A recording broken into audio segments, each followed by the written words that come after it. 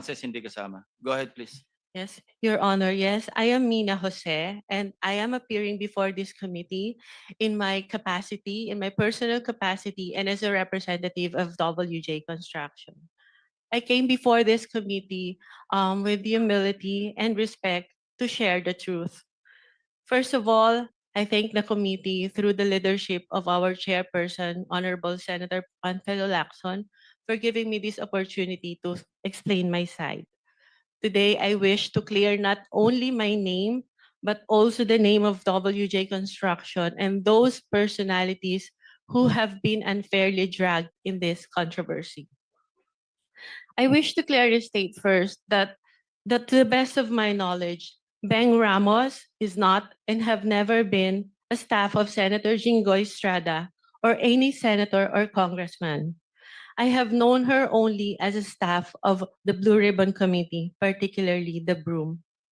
And as far as I know, Beng is a dedicated government employee who has never been involved in any controversy, especially in this anomalous flood control projects that Ade Bryce mentioned in the congressional hearings. And as for myself, I speak from the depth of my heart that I have never engaged in any illegal activity. I have never given nor received any money from any public official or government employee, including this Mr. Bryce Hernandez. Thus, I strongly deny his accusations, the baseless and malicious accusations he threw against me and WJ Construction during the congressional hearing. WJ Construction, which my partner and I have devoted decades of honest work to build, has always stood on the strength of its good reputation. We have completed numerous private and government projects, no ghost projects, no substandards. Our clients can attest to the quality of the work and the integrity with which we conduct ourselves.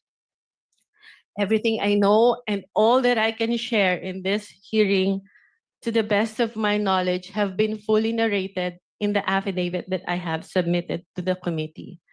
I am here today to affirm those truths, to defend my integrity, and to stand firm for the good name of WJ Construction, which represents not only my family's livelihood, but the honest labor of the many people who have worked for us. I'm sorry, Your Honor. So emotional. Thank you so much. Thank you, Ms. Mina.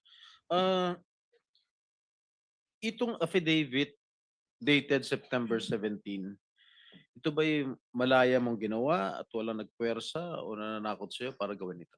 Wala po, Your Honor. Actually, I made the narrative myself and just asked my lawyer to please prepare it in a legal format. Okay. Kayo ba nangongontrata sa DPWH? Yes, Your Honor. Alright. Uh, ang WJ Construction ay negosyo nyo. Tama po ba? Yes po. Kailan kayo nagsimula magnegosyo? Okay. Pumasok sa construction business. WJ Construction started po as sole proprietor when my husband was still single in 1998. And tuloy-tuloy lang po yung kanyang paggawa ng projects in both private and government projects. And in 2021 po, it transitioned into a one-person corporation. So, ano yung mga kontratang nakukuha nyo sa DPWH? Meron bang mga flood control projects? Meron po kami huling last ginawa na flood control in 2023 po. 2023? Yes po. Ano-ano po lugar? Sa Manila po. Sa Manila lang? Yes po. Okay. Ilan yung mga flood control projects ninyo? So far yun pa lang po. Isa lang? Yes po. Magkano halaga? 24 million po, Your Alright. Honor. Okay. Sabi po ni Senate President Pro Temp Senator Ping Lacson in one of his interviews mentioned that you were in the Senate premises on August 19. Tama po ba? I was there, Your Honor. You were Yes, Your here? Honor. Yes po, Your Ano po Honor. ginagawa niyo rito? I was invited to do an ocular of the supposed project po na dapat gagawin ko po sa office ng isa pong senator. Sino po?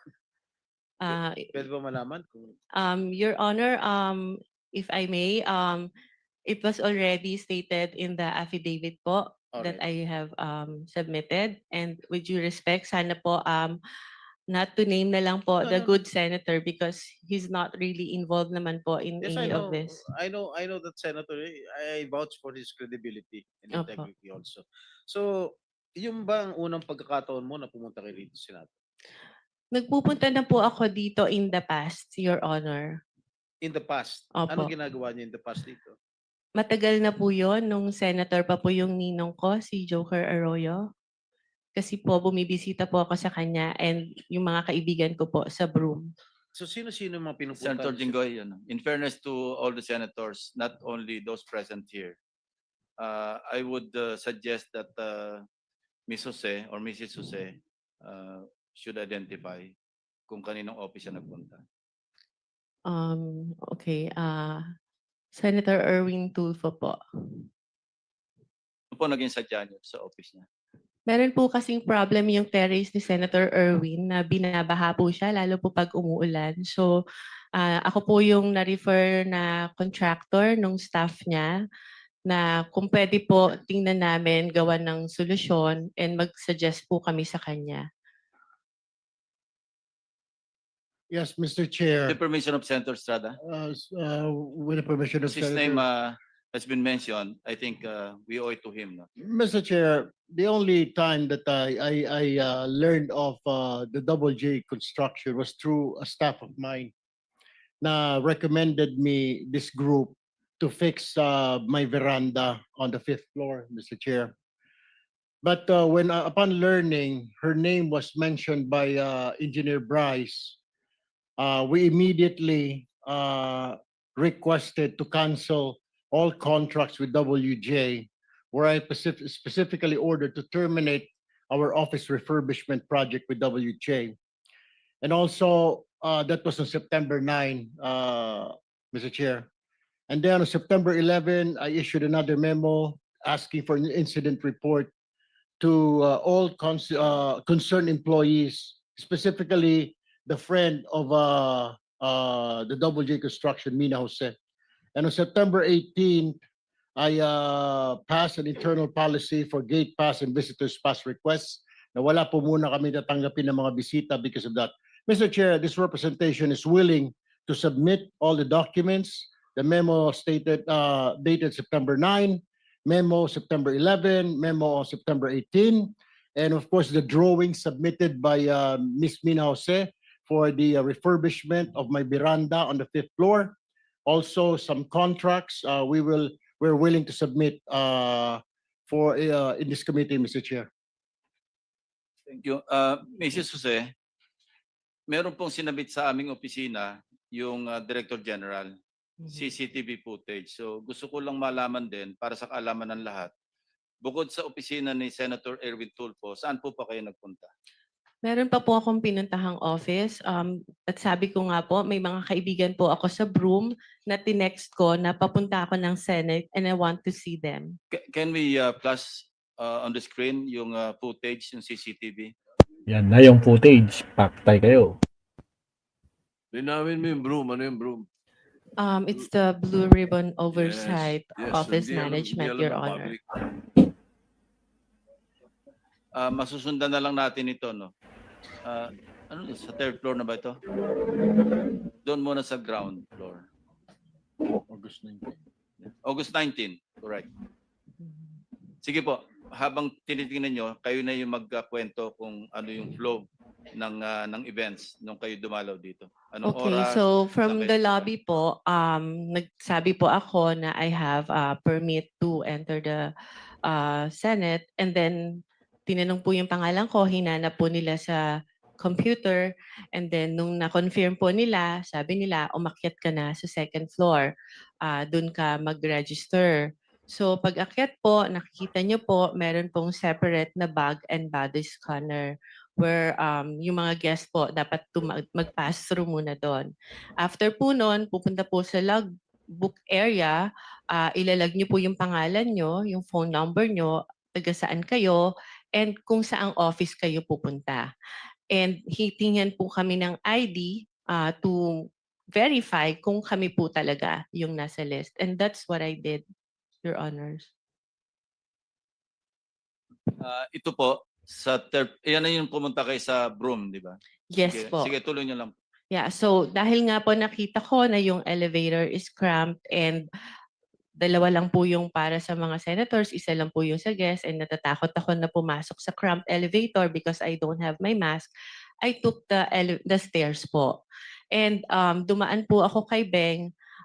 Inuna ko po muna siya dahil sa totoo lang po, nakiusap po ako sa kanyang mag-prepare or mag-print ng sample proposal na i-attempt ko po sanang i-present kay Senator Erwin. So dumaan po ako doon briefly, nagpicture pa nga po kami, and I texted my other friend sa Broome who was at that time in the session hall to tell her na, hey, nandito na ako. So after po noon, umakyat na ako dahil nagagalit na po sa akin yung staff ni Senator, bakit daw po ang tagal ko. Sandali lang daw po si Senator para explain sa akin kung ano yung gusto niyang gawin. So umakyat na po ako sa office ni Senator Erwin Tulfo.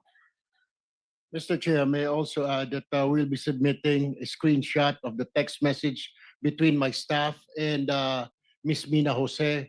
Where was she during that time? Dahil doon po sa text message, sinabi niya dumaan pa sa Broome. At meron din po akong letter sa staff ko asking her bakit dumaan sa Broome. Parang ginamit po yung aming opisina na makapasyal siya sa Broome, wala naman po sa agenda. Hindi rin po niya minensyon na may kilala po siya dito sa Senate, dyan sa Broome, sa Blue Ribbon. So, in other words, Mr. Chair, parang nagamit po yung opisina ko para dumaan po siya sa Broome kung ano man yung kanyang business doon, Mr. Chair. My apologies, Your Honor, if that appeared that way. It was just my intention to see my friend, especially when I heard that Beng is suffering from cancer and I haven't seen her in a long time. So I thought it was an opportunity for me to also visit her. Mr. Chair, the question is, you should have told us na may kaibigan ka under investigation. My staff even asked me, Mr. Chair, if you would remember and you lied. Sinabi namin, baka ikaw sabit ka dito sa flood control. Wala po kami, hindi po kami sabit dyan. Ang mga project ko 30 million. Do you remember that? You were asked, Ms. Jose.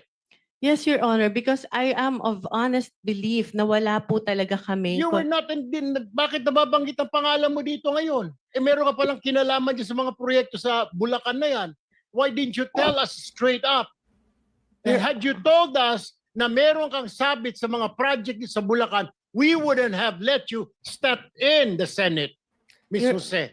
Your Honor, prior to the text message that was shared by Bryce, nagulat po talaga ako dahil wala po kaming pinasukang project. We never joined any bidding. We never Mr. submitted Chair, any documents. hindi nga po Mr. Chair, sinasabi para lumalabas na isa ka sa conduit, isa ka sa mga sabit na nagdala ng pera, something to that effect. Hindi ko naman sinasabi na kasama ka sa proyekto, pero sabit ka sa problema sa flood control. You should have told us. You should have informed my staff na pumunta ka rito na dadaan po muna ako. How hard is that to say? Pakisabi kay Senator, dadaanan ko muna yung kaibigan ko sa Broome na may sakit na cancer. Why didn't you do that, Ms. Jose, Mr. Chair? Your Honor, I don't think Senator Erwin is privy to the conversation with the staff Yes, to yeah. whom I have mentioned before. Senator this- Erwin, please, no. I think si Bryce was the one who made that assertion, Yes, Your Honor. implying